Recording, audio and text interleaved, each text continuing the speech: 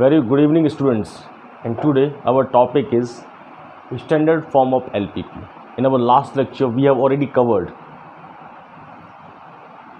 the two important dimensions of variables that should come in standard form of LPP. Standard form of LPP की बात करने से पहले हमने पुराने वाले लेक्चर में दो इम्पोर्टेंट वेरिएबल्स की बात की थी, जिनको हमें माइंड में रखना बहुत ज़्यादा इंपॉर्टेंट होता है. उनके बगैर हम स्टैंडर्ड फॉर्म ऑफ एलपीपी नहीं बना सकते. वो थे स्लैक वेरिएबल और सरप्लस वेरिएबल. एक को पॉजिटिव क्वांटिटी माना गया था स्लैक को, सरप्लस को नेगेटिव क्वांटिटी माना गया था, जिनको कि लेफ्ट हैंड साइड में ऐड किया जा रहा था और एक को माइनस किया जा रहा था. तो अकॉर्डिंग टू एलपीपी दोनों ही इक्वेशन जब भी सॉल्व हो सकती हैं और किसी भी वेरिएबल की वैल्यू जब भी निकल के आ सकती है जब LHS आपकी RHS के बराबर होता है.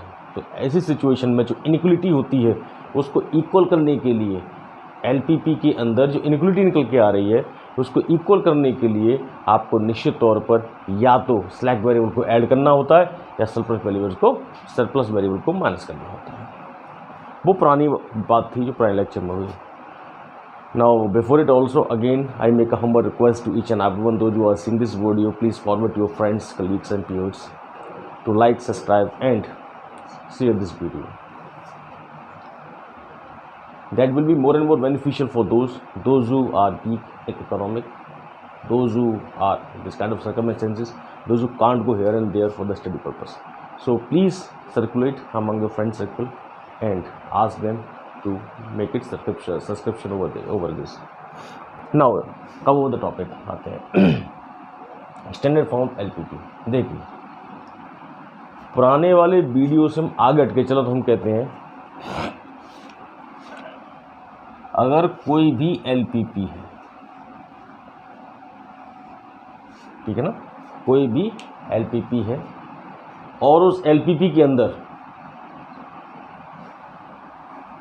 अगर कोई भी एलपीपी है और उस एलपीपी के अंदर चाहे आपकी कंडीशन इक्वल वाली हो, चाहे कंडीशन लेस देन वाली हो, चाहे कंडीशन मोर देन वाली हो, ठीक है ना, कोई भी कंडीशन आपको दी गई है तो आप उसे स्टैंडर्ड फॉर्म में जब भी कहेंगे any LPP is said to be in standard form if it has the following characteristics. कोई भी एलपीपी जिसके अंदर इक्वेशन और इनइक्वेशन से इनइक्वलिटी का कॉम्बिनेशन है वह आपकी स्टैंडर्ड फॉर्म में जब ही कही जाती है तब कही जाती है जब वो कुछ प्रॉपर्टीज़ को फॉलो करे. मैं कहता हूँ प्रॉपर्टीज़ क्या है, जब वो कुछ प्रॉपर्टीज़ को फॉलो करे. जैसे मैं फर्स्ट कहता हूँ ऑब्जेक्टिव फंक्शन, जो कि मैंने तीन इंपॉर्टेंट फंक्शन बताए थे जब हम आपकी एलपीपी को फॉर्मुलेट कर रहे थे मैथमेटिकल मॉडल में. तो मैं उसी में कह रहा हूँ, उसी को आगे बढ़ाते हुए जब हम स्टैंडर्ड फॉर्म की बात कर रहे हैं, ऑब्जेक्टिव फंक्शन जो कि हमने मैथमेटिकल मॉडल ऑफ एलपीपी में बनाया था, तो objective function should be maximised on,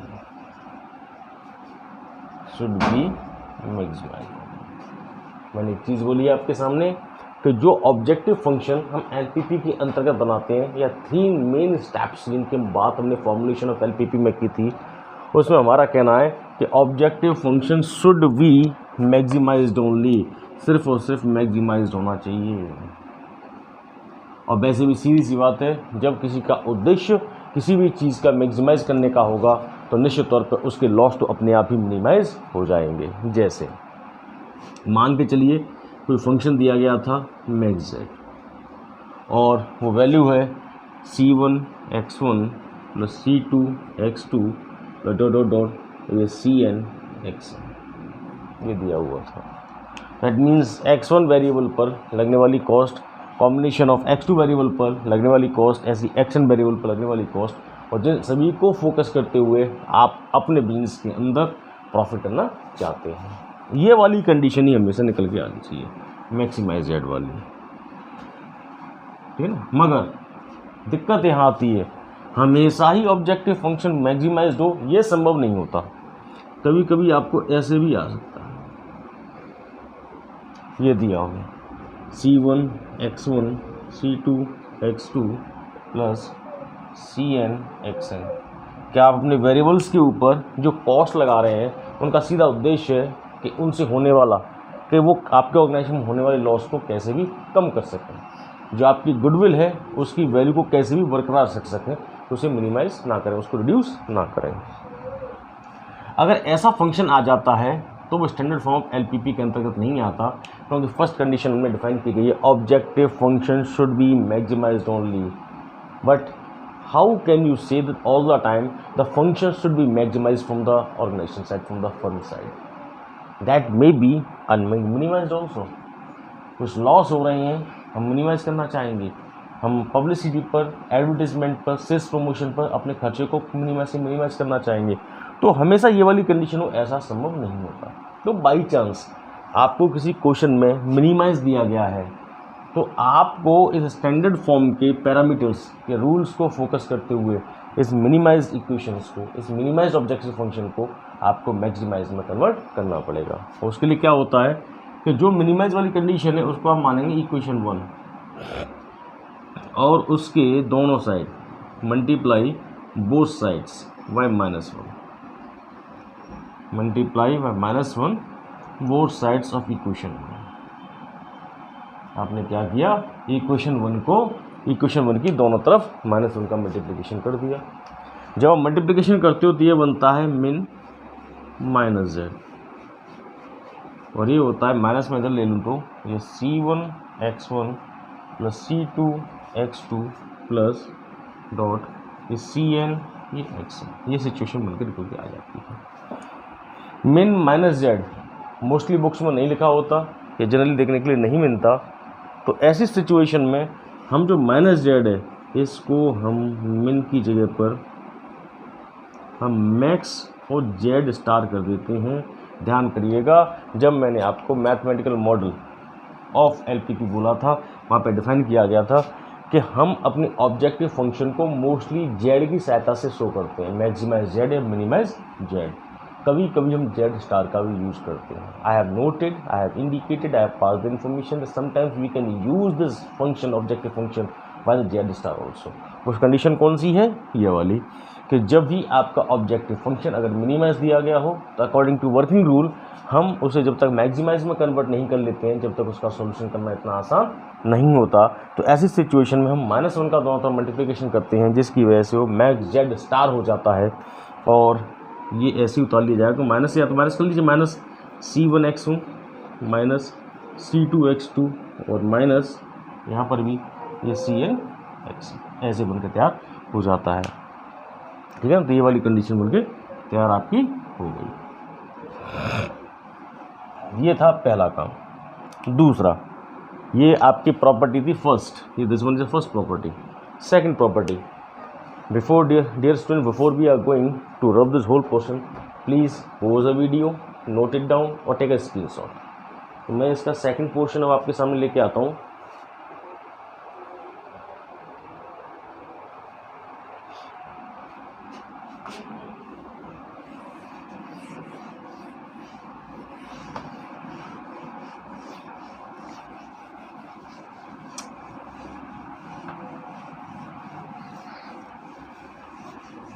देखिए, दूसरी कंडीशन है इसके अंदर,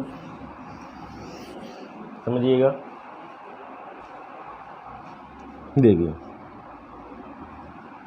ऑल कॉन्स्टेंट्स या set of limitations, all constants should be expressed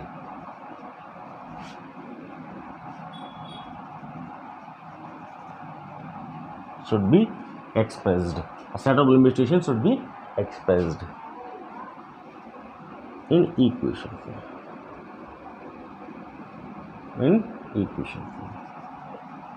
तो जो भी आपको सेट ऑफ लिमिटेशन दिया गया है वो सेट ऑफ लिमिटेशन आपका इक्वेशन फॉर्म में कन्वर्ट होना चाहिए। मगर मैंने आपको एक चीज़ इंडिकेट की थी कि हमेशा ही ऐसा नहीं होता कि जो condition, set of limitations subject to object, ठीक है ना, या सेट ऑफ कंडीशंस जो आपको दी गई हैं वो हमेशा इक्वेशन की फॉर्म में हो, क्योंकि उसमें हम एक्सपेक्टेशंस की ज़्यादा डिटर्मिनेशन करते हैं कि ऐसा होता तो हम कितने वर्कलोड को बचा लेते हैं, कितनी अपनी एफिशिएंसी को बचा लेते हैं, कितना एफिशिएंट तरीके से काम कर लेते हैं, हम एक्सपेक्टेशन लगाते हैं। तो all constant should be in equation form, ऐसा होना बड़ा मुश्किल हो जाता है कि सभी इक्वेशन आपकी इज इक्वलिटी की फॉर्म में हो, ऐसा संभव नहीं होता। हो तो हम कहते हैं वर्किंग रूल्स के अंतर्गत आ चुका है, मगर बाई चांस नहीं है,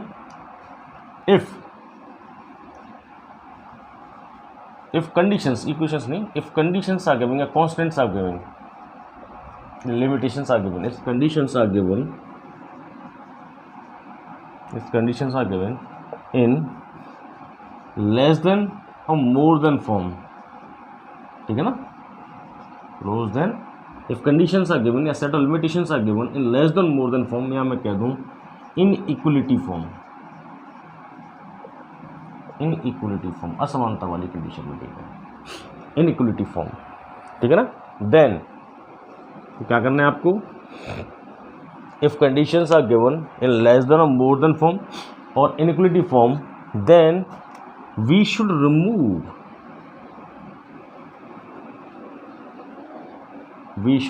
रिमूव क्या, we should remove the inequality. हमें क्या करना है, हमें इस इनइक्वलिटी को रिमूव कर देना है, किससे, बाय द हेल्प ऑफ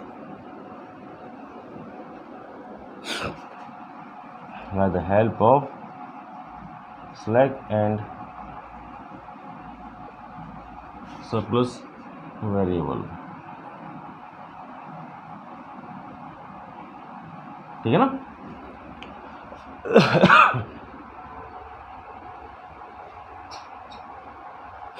ठीक है ना, पहले तो ये दिया गया है कि all constant a set of limitations, जो भी बाउंड्रीज हैं जिनकी वजह से प्रॉब्लम अराइज होती है जहाँ पर आप ऑब्जेक्टिव फंक्शन को बनाते हो, तो वो आपको हमेशा इक्वल टू की फॉर्म में हो तो फार एंड फार बेटर है, मगर हमेशा ऐसा नहीं होता। तो मैंने कहा if set of conditions are given in less than और मोर देन फॉर और इनइक्वलिटी फॉर्म, या मैं कह दूँ inequality form, then we should remove the inequality. तो हमें लेस देन मोर देन वाली सिचुएशन, इनइक्वलिटी वाली फॉर्म को रिमूव करना है, किन की सहायता से, ये स्लैक और सरप्लस वेरिएबल्स जो मैंने आपको बताया था, इनकी हेल्प से हम उनको रिमूव कर देंगे, ठीक है ना। और रिमूव करें क्या करते हैं, जब हम इसको रिमूव करते हैं, that means when we are going to remove this inequality, तो हमारा क्या काम होता है, by the help of slack and variables to convert या bring the equation, to bring the condition, या कंडीशन लिखिए, to bring the condition into is equal to form, कि वो कैसे भी is equal to की फॉर्म में आ जाए।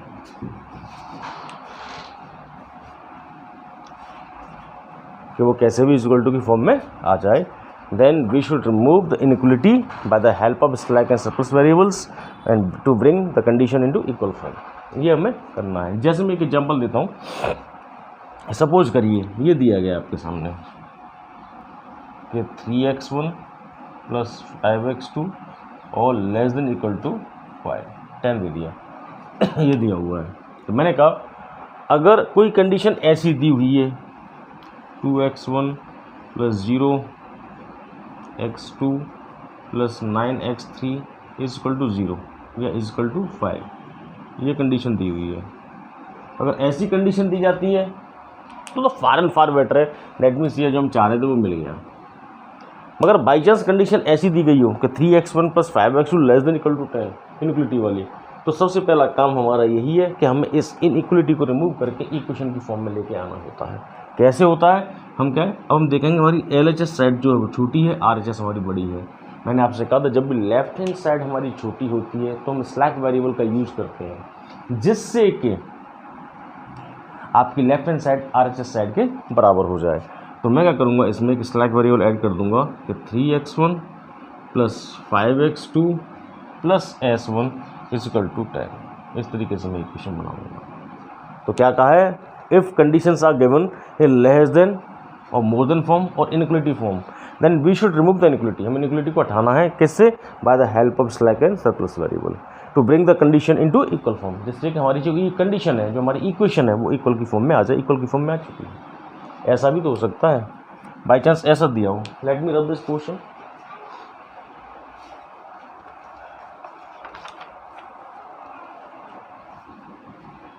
मैं बता रहा हूँ, आप जरा इसका स्क्रीनशॉट ले लीजिएगा।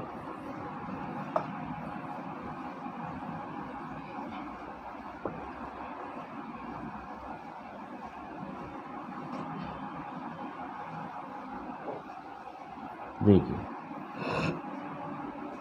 सपोज ऐसा हो, इस तरीके से एग्जाम्पल ले रहा हूँ मैं सर, ऐसा दिया हो कि 9x1 plus 7x2 plus 5x3 more than equal to 15, ये दे दिया। तो हमें तो कंडीशन ये है कि इक्वल वाली फॉर्म में हो तो बेटर है, अगर वो इक्वल की फॉर्म में नहीं होता तो स्लैक और सरप्लस वेरिएबल का यूज़ करना है, जिससे कि आपकी जो LHS है, कि जो आपका ये वाला पोर्शन है, जो LHS है वो आपके इस वाले पोर्शन के RHS के बराबर हो जाए। अब मैं यहाँ देख रहा हूँ कि मेरी लेफ्ट हैंड साइड है वो ज़्यादा है, कितनी ज़्यादा है ये मुझे नहीं पता, तो मैं क्या करूँगा, इसमें सरप्लस वेरिएबल जो ज़्यादा है उस पोर्शन को घटा देता हूँ, और मैं कहता हूँ ये ऐसे होगा कि 9x1 plus 7x2 plus 5x3, और मैंने कहा इसमें ज़्यादा था x2, वो माइनस कर दिया, तो ये कंडीशन हो जाती है आपकी 50 की। ठीक है ना। तो इस तरीके से बाई चांस कोई भी आपको इनइक्वलिटी दी जाती है तो आप सबसे पहले उसे निश्चित तौर पर कन्वर्ट करेंगे इक्वेशन की कंडीशन में, जिससे कि वो आपके LHS और RHS की इक्वल फॉर्म में आ जाए। दो कंडीशंस क्लियर है। अब मैं थर्ड कंडीशन की तरफ जा रहा हूँ, तो आप इसका प्रोज वीडियो ले लीजिएगा।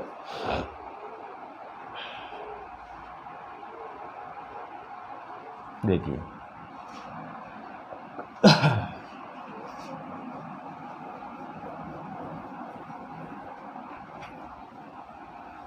काम नहीं कर रहा है।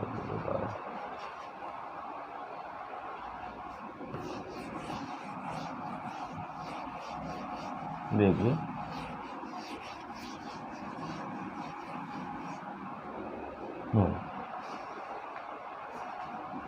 थर्ड कंडीशन, तीन ही उसमें थे मेन स्टेप्स में, तीन ही इसमें, ध्यान से देखिएगा।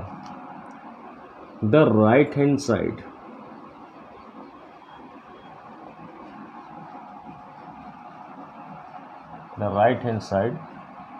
of all constants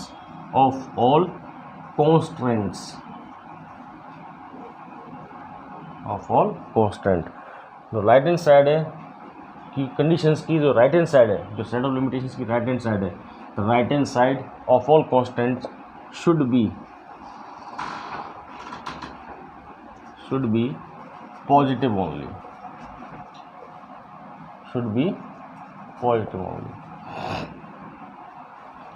कि आपकी जो राइट साइड अमाउंट है आपके कॉन्स्टेंट्स का, आपके सेट ऑफ लिमिटेशंस का, वो हमेशा ही पॉजिटिव होना चाहिए। मगर what if it is negative, then it should be converted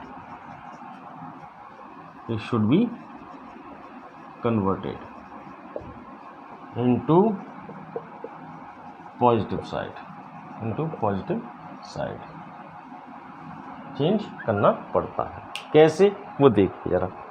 इसमें भी सपोज करो मैं एक एग्जाम्पल लिख रहा हूँ आपके सामने।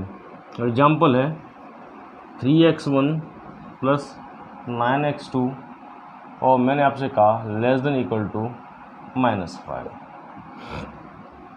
ठीक है ना, ये दिया हुआ है। According to this rule the right hand side of all constant should be positive only. तो ये आपकी क्या है, सेट ऑफ कंडीशंस है, तो मैं लिखा ऑफ ऑल कॉन्स्टेंट्स और सेट ऑफ कंस्ट्रेंट्स। क्या the right hand side of all constant, इसकी राइट हैंड साइड कौन सी हुई है, of all constant should be positive only, तो ये वाली चीज़ आपकी सिर्फ पॉजिटिव होनी चाहिए। But if it is negative then it should be converted into positive side, तो उसको पॉजिटिव में कन्वर्ट करना होता है। कैसे करना होता है, देखिए मैं कहता हूँ मैंने आपको 5 रुपये दिए, आपकी पॉकेट में 1 भी रुपया नहीं था, मैंने आपको 5 रुपये दिए, तो वो निश्चित तौर पर +5 हो गया, है ना। मैंने आपकी पॉकेट पे से या आपसे 5 रुपये ले लिए, तो क्या हुआ, वो माइनस साइन हो गया। ये हुआ ना, मैंने आपको 5 रुपये दिए, दैट मीन्स मैंने आपको क्या किया, मल्टीप्लिकेशन करके दे दिया था, 5 रुपये दे दिए आपको, यहाँ पर आपके 5 रुपये चले गए।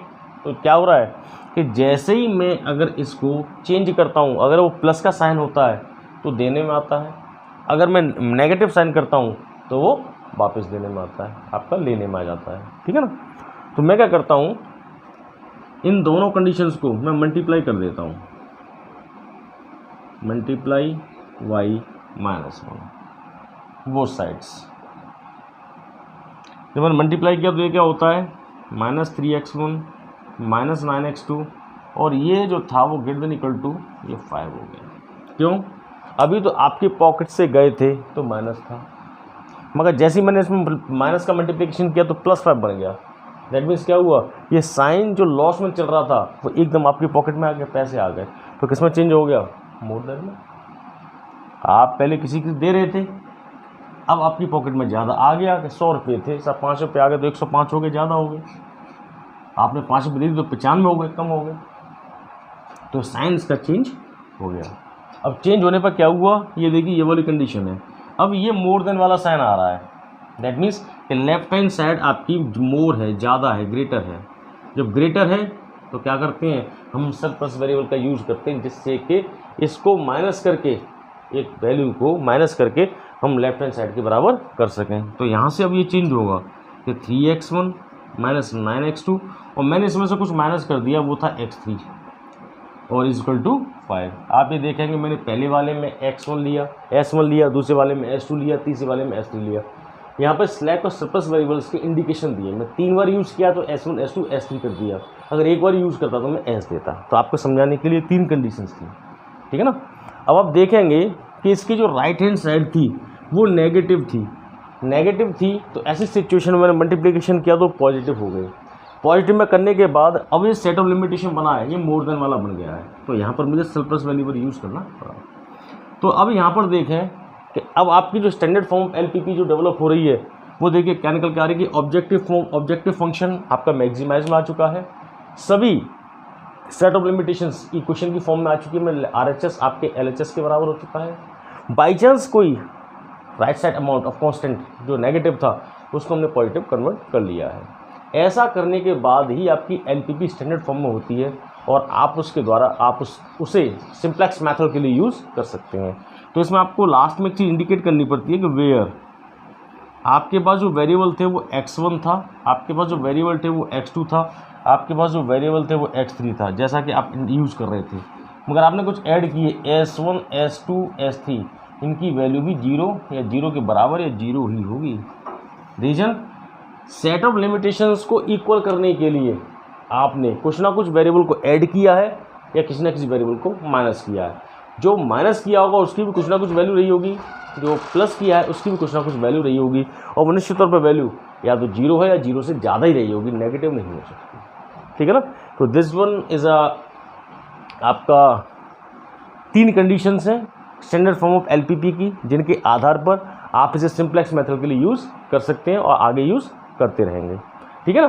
अब आगे हम एक न्यूमेरिकल को पढ़ेंगे।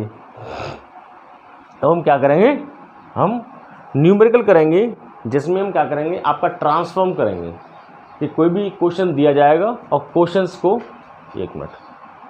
को हम आगे प्रमोट कर लेंगे।